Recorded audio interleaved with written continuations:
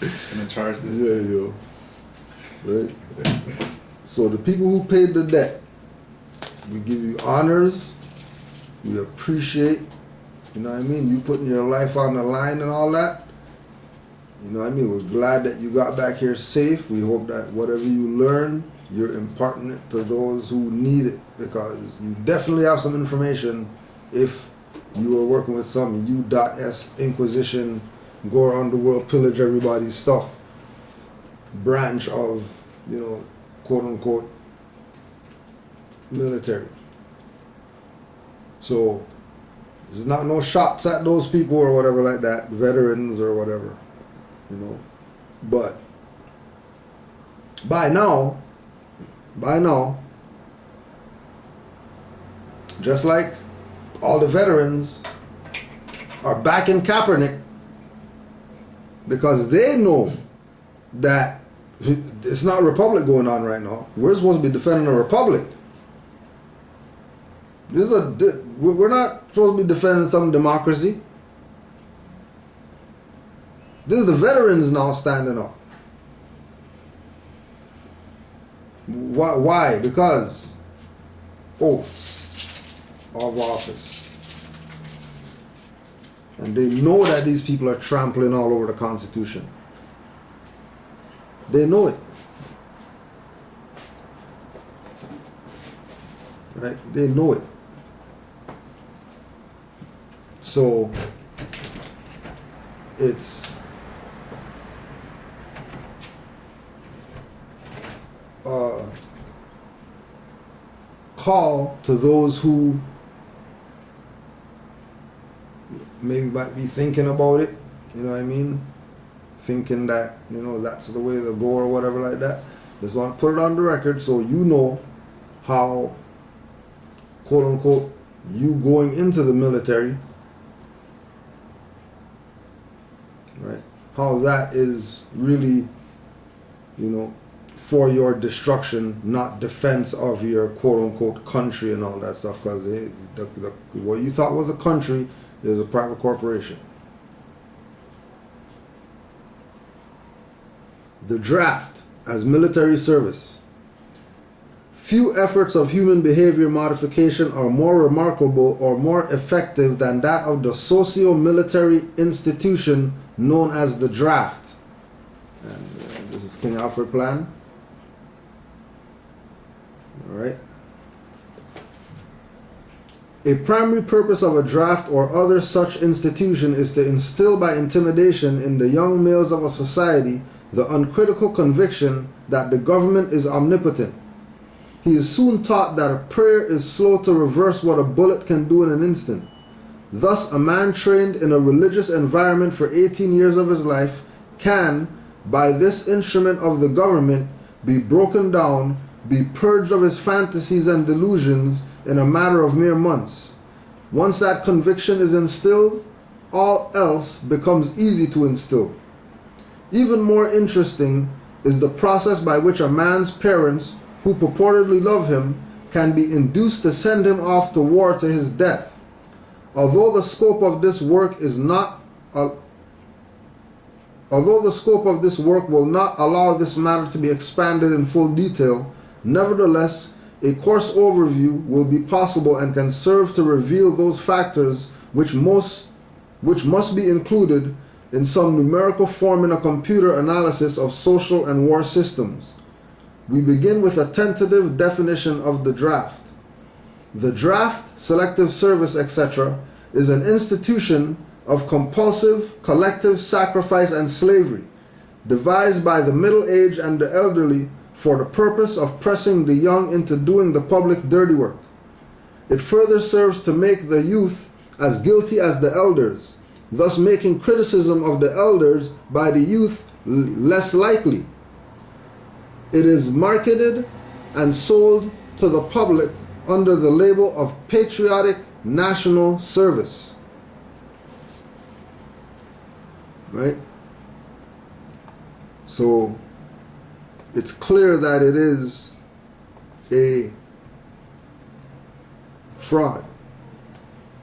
And for all of the individuals as well, because this was going to be one of the questions for today. All the individuals who talk about the Moors can't show a court case where they won and all that type of stuff, we'll just keep telling people, don't debate Moors, go debate Muhammad Ali. Which Ali is the same thing that Noble Drew Ali had. And both of them are from here. So if they're called Ali and Noble Drew Ali said that he's not Negro black colored and that he was a Muslim, and Muhammad Ali has the same name, and he said that he's not going to go kill brown people. He didn't call people black or whatever he said. He's not going to go kill any brown people. And he was a Muslim, and both their names Ali, and both of them went to court and won their case. What do you mean show you proof of Moors winning cases? No proof to show. Go debate Muhammad Ali. Because Ali is a Moorish title of nobility in the Americas. Not only bring up Ali's from Saudi Arabia and all that stuff. We're not talking about over there. We're talking about over here in the Americas. And in the Americas, Ali is a title for the family of Aboriginal indigenous people from the Americas.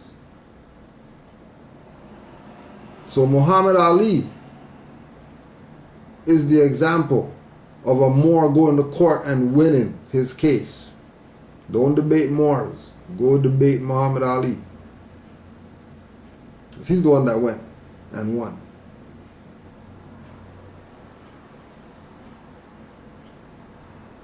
Okay, play games all you want. You know, when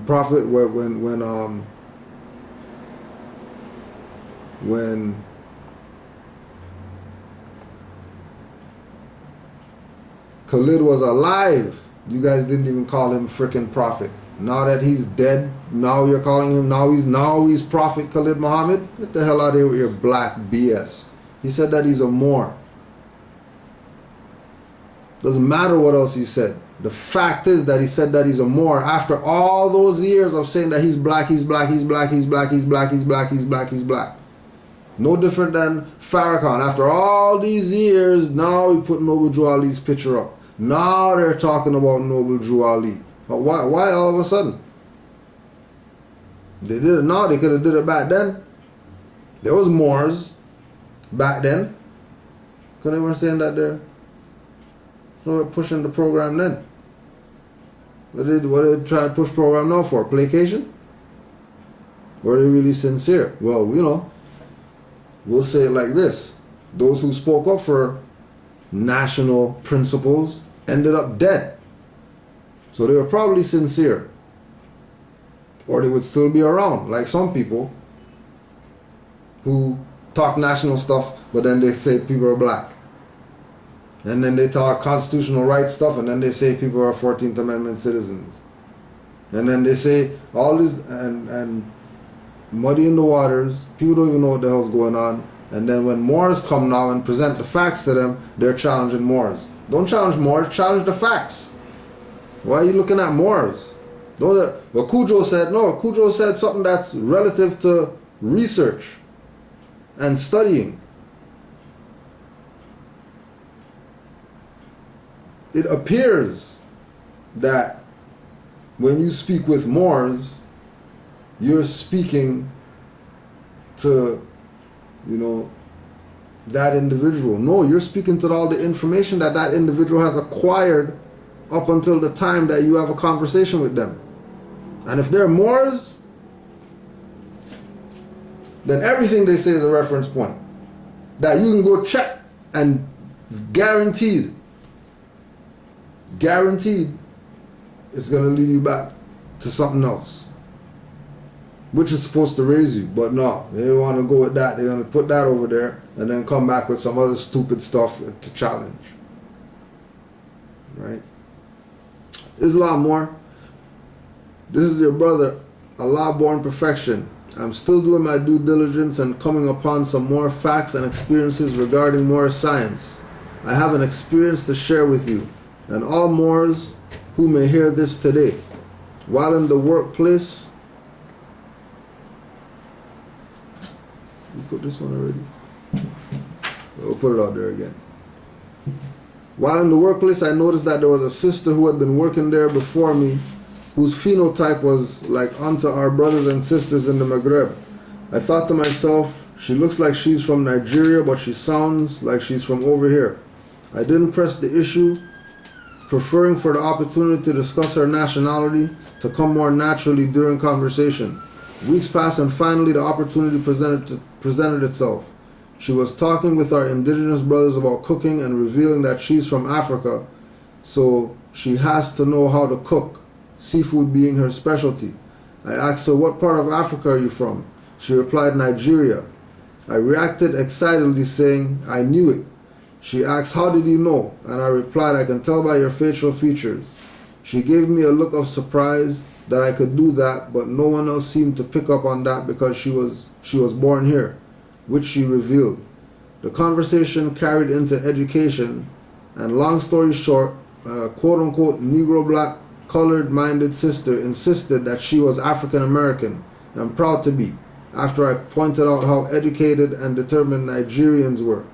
When the indigenous sister said that she was African American, I witnessed the Nigerian American sister look at her with a very brief look of disgust. I thought to myself, I got one. I told the Nigerian American sister that I had to ask her some questions in confidence, so we waited until everybody left, then I went in on the nationality.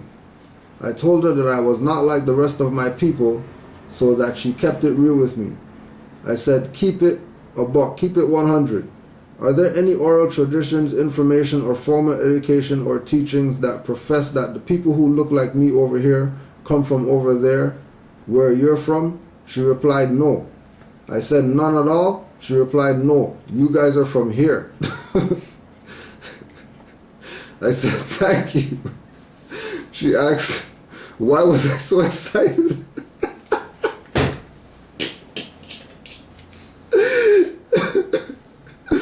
She asked, why was I so excited?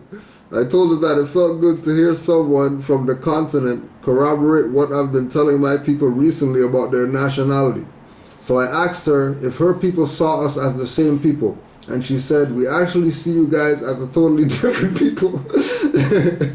I asked her, what is the name of our people there?